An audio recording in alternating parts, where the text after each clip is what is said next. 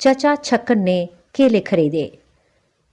एक बात मैं शुरू में ही कह दूं, इस घटना का वर्णन करने से मेरी इच्छा यह हरगिज नहीं है कि इससे चचा छक्कन के स्वभाव के जिस अंग पर प्रकाश पड़ता है उसके संबंध में आप कोई स्थायी राय निर्धारित कर लें।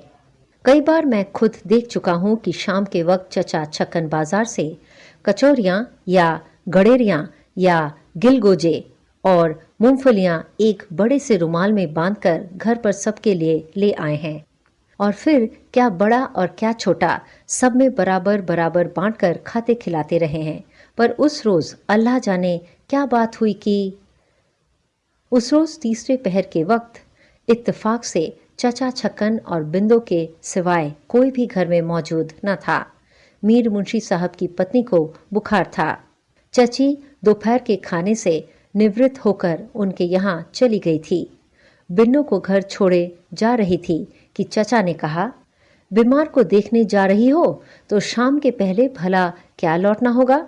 बच्ची पीछे घबराएगी, साथ ले जाओ, वहां बच्चों में खेलकर बहली रहेगी। चची बड़बड़ाती हुई बिन्नू को साथ ले गई। नौकर चची को मीर मुंशी साहब के घर तक पहुंचाने भर जा रहा था, मगर बिन्नू साथ कर दी गई तो बच्ची के लिए उसे भी वहां ठहरना पड़ा। लल्लू के मदरसे का डीएवी स्कूल से क्रिकेट का मैच था। वह सुबह से उधर गया हुआ था। मोदी की राय में लल्लू अपनी टीम का सबसे अच्छा खिलाड़ी था। अपनी इस राय की बदौलत उसे अक्सर क्रिकेट मैचों का दर्शक बनने का मौका मिल जाता है। इसलिए साधारण नियम अनुसार आज भी वह लल्लू की अर्दली में था। 2 बजे से सिनेमा का मैटनी शो था। दद्दू चचा से इजाजत लेकर तमाशा देखने जा रहा था। छुट्टन को पता लगा कि दद्दू तमाशे में जा रहा है तो ऐन वक्त पर वह मचल गया और साथ जाने की जिद करने लगा। चचा ने उसकी पढ़ाई लिखाई के विषय में चची का हवाला दे देकर एक छोटा किंतु विचारपूर्ण भाषण देते हुए उसे भी अनुमति दे दी। बात असल यह है कि चची कहीं मिलने के लिए गई हो तो बाकी लोगों को बाहर जाने के लिए इजाजत लेना कठिन नहीं होता। ऐसे स्वर्ण अवसरों पर चचा पूर्ण एकांत पसंद करते हैं। जिन कार्यों की ओर बहुत समय से ध्यान देने का अवसर नहीं मिला होता, ऐसे समय चचा ढूंढ ढूंढ कर उनकी ओर ध्यान देते हैं। आज उनकी क्रियाशील बुद्धि ने चची की अनुपस्थिति में घर के तमाम पीतल के बर्तन आंगन में जमा कर लिए थे। बिंदु को बाजार भेजकर 2 पैसे की इमली मंगाई थी। आंगन में मोड़ा डालकर बैठ गए थे। पांव मोड़े के ऊपर रखे हुए थे। हुक्के का नैचा मुंह से लगा हुआ था। व्यक्तिगत निगरानी में पीतल के बर्तनों की सफाई की व्यवस्था हो रही थी। बिंदु ने कुछ कहे बिना इमली लोटे में भिगो दी। चचा ने अभिमान से संतोष का प्रदर्शन किया। कैसी बताई तरकीब? ले, अब बावर्ची खाने में जाकर बर्तन मांजने की थोड़ी सी राख ले आ। किस बर्तन में लाएगा भला? बिंदु अभी बावर्ची खाने से राख ला भी ना पाया था कि दरवाजे पर एक फल वाले ने आवाज लगाई। कलकतिया के बेचने आया था। उसकी आवाज सुनकर कुछ देर तक तो चचा खामोश थे, बैठे हुक्का पीते रहे। कश अलबत्ता जल्दी जल्दी लगा रहे थे। मालूम होता था दिमाग में किसी किस्म की कश्मकश जारी है। जब आवाज से मालूम हुआ कि फल वाला वापस जा रहा है तो जैसे बेबस से हो गए। बिंदु को आवाज दी, जरा जाकर देखिए तो केले किस हिसाब से देता है। बिंदु ने वापस आकर बताया, 6 आने दर्जन। 6 आने दर्जन? तो क्या मतलब हुआ? 24 पैसे के 12, 12 दूनी 24, यानी 2 पैसे का 1। ऊहूं, महंगे हैं। जाकर कह 3 के 2 देता हो तो दे जाए। 2 मिनट बाद बिंदु ने आकर बताया कि वह मान गया और कितने केले लेने हैं पूछ रहा है। फल वाला आसानी से सहमत हो गया तो चचा की नीयत में खोट आ गई। यानी 3 पैसे के 2, क्या ख्याल है? महंगे नहीं इस भाव पर? बिंदु बोला, अब तो उससे भाव का फैसला हो गया। तो किसी अदालत का फैसला है कि इतने ही भाव पर केले लिए जाए। हम 2-3 आने दर्जन लेंगे। देता है दे, नहीं देता है ना दे। वह अपने घर खुश, हम अपने घर खुश। बिंदु असमंजस की दशा में खड़ा रहा। चचा बोले, अब जाकर कह भी तो सही, मान जाएगा। बिंदु जाने से कतरा रहा था। आप खुद कह दीजिए। चचा ने जवाब में आंखें फाड़कर बिंदु को घूरा। वह बेचारा डर गया, मगर वहीं खड़ा रहा। चचा को उसका असमंजस में पड़ना किसी हद तक उचित मालूम हुआ। उसे तर्क का रास्ता समझाने लगे। तू जाकर यूं कह, मियाँ ने 3 आने के दर्जन ही कहे थे, मैंने आकर गलत भाव कह दिया। 3 आने दर्जन देने हो तो दे जा। बिंदु दिल कड़ा करके चला गया। चचा जानते थे भाव ठहराकर मुकर जाने पर केले वाला शोर मचाएगा। बाहर निकलना युक्तिपूर्ण न मालूम होता था। दबे पांव अंदर गए और कमरे की जो खिड़की ड्योढ़ी में खुलती थी उसका पट जरा सा खोलकर बाहर झांकने लगे। फल वाला गर्म हो रहा था। आप ही तो भाव ठहराया और अब आप ही जवान से फिर गए।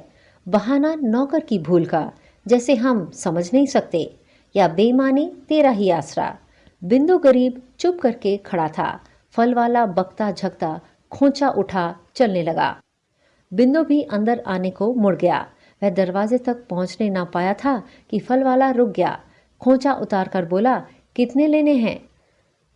बिंदु अंदर आया तो चचा मोड़े पर बैठे जैसे किसी विचार में लल्लीन हुक्का पी रहे थे। चौंक कर बोले, मान गया? हम कहते थे ना मान जाएगा।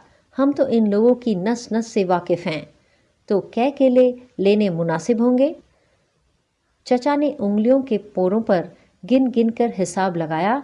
हम, आप, छुट्टन की माँ, लल्लू, दद्दू, बिन्नो और छुट्टन, गोया 6। 6 दुनी क्या हुआ? खुदा तेरा भला करे, 12, यानी 1 दर्जन। प्रत्येक आदमी 2 केले बहुत होंगे।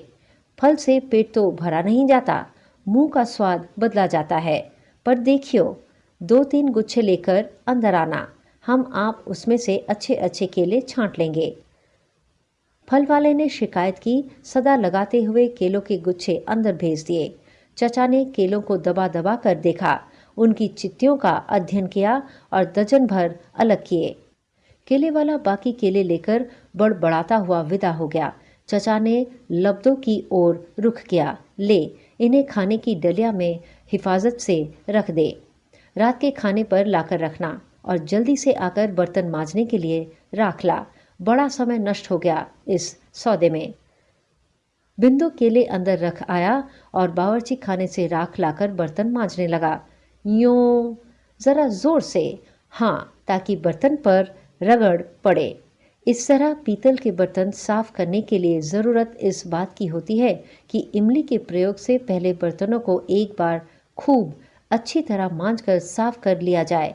ऐसे सब बर्तनों की सफाई के लिए इमली निहायत लाजवाब नुस्खा है। गिरह में बांध रख, किसी रोज़ काम आएगा। और पीतल ही का क्या जिक्र, धातु के सभी सामान इमली से दमक उठते हैं। अभी अभी तो आप देखियो कि इन काले काले बर्तनों की सूरत क्या निकल आती है।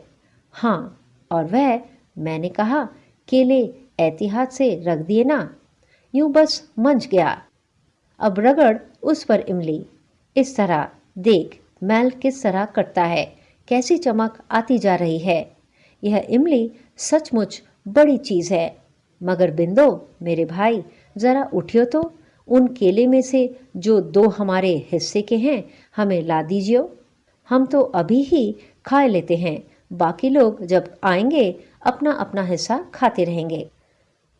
बिंदु ने उठकर 2 केले ला दिए। चचा ने मोड़े पर उकड़ू बैठे बैठे पैंतरा बदला और केलों को थोड़ा थोड़ा छीलना और मज़े से खाना शुरू किया। अच्छे हैं केले, बस यूं ही ज़रा जोर से हाथ, इस तरह। छुट्टन की अम्मा देखेंगी तो समझेंगी आज ही नए बर्तन खरीद लिए हैं। और वह, मैंने कहा, अब कै केले बाकी रह गए हैं? 10। हूँ, खूब चीज़ है ना इमली। 1 टके के खर्चे में काया पलट हो जाती है। मगर बिंदो, इन 10 केलों का हिसाब बैठेगा किस तरह? यानी हम शरीक ना हो तब तो हर एक को 2-2 केले मिल जाएंगे, लेकिन हमारे साझे के बिना शायद दूसरों का जी भी खाने को ना चाहे। क्यों? छुट्टन की अम्मी तो हमारे बगैर नज़र उठाकर भी ना देखना चाहेंगी। तूने खुद देखा होगा, कई बार ऐसा हो चुका है। और बच्चों में भी दूसरे हजार ऐब हों, पर इतनी खूबी जरूर है कि वे लालची और स्वार्थी नहीं हैं। सबने मिलकर शरीक होने के लिए हमसे अनुरोध शुरू किया तो बड़ी मुश्किल होगी। बराबर बराबर बांटने के लिए काटने ही पड़ेंगे। और कलकतिया केले की बिसात ही भला क्या होती है? काटने में सबकी मिट्टी पलीद होगी। मगर हम कहते हैं कि समझो प्रत्येक आदमी एक एक का हिसाब रख दिया जाए तो दो दो ना सही, एक एक ही हो, मगर खाएं तो सब हंसी खुशी से मिलजुल कर, ठीक है ना? गोया 6 रग छोड़ने जरूरी हैं, तो इस सूरत में कै केले जरूरत से ज्यादा हुए? 4 ना? हूं तो मेरे ख्याल से वे चारों ज्यादा केले ले आना। बाकी के 6 तो अपने ठीक हिसाब के मुताबिक बढ़ जाएंगे। बिंदु उठाकर 4 केले ले आया। चचा ने इत्मीनान से उन्हें बारी बारी खाना शुरू कर दिया। हाँ, तो तू भी कायल हुआ ना इमली की करामात का? असंख्य लाभों की चीज है, मगर क्या कीजिए, इस जमाने में देश की चीजों की ओर कोई ध्यान नहीं देता। यही इमली अगर विलायत से डिब्बों में बंद होकर आती तो जनाब लोग इस पर टूट पड़ते। हर घर में इसका एक डिब्बा मौजूद रहता। तो अब 6 ही बाकी रह गए हैं ना? कुछ नहीं, बस ठीक है, सबके हिस्से में एक एक आ जाएगा। हमें हमारे हिस्से का मिल जाएगा, दूसरों को अपने अपने हिस्से का। कांट छांट का तो झगड़ा खत्म हुआ। अपने अपने हिस्से का केला लें और जो जी चाहे करें। जी चाहे आज खाएं, आज जी ना चाहे कल खाएं। और क्या, होना भी यूं ही चाहिए। इच्छा के बिना कोई चीज खाई जाए तो शरीर का अंश नहीं बनने पाती, यानी अकारथ चली जाती है। कोई चीज आदमी खाए उसी वक्त जब उसके खाने को जी चाहे। छुट्टन की अम्मा की हमेशा यही कैफियत है।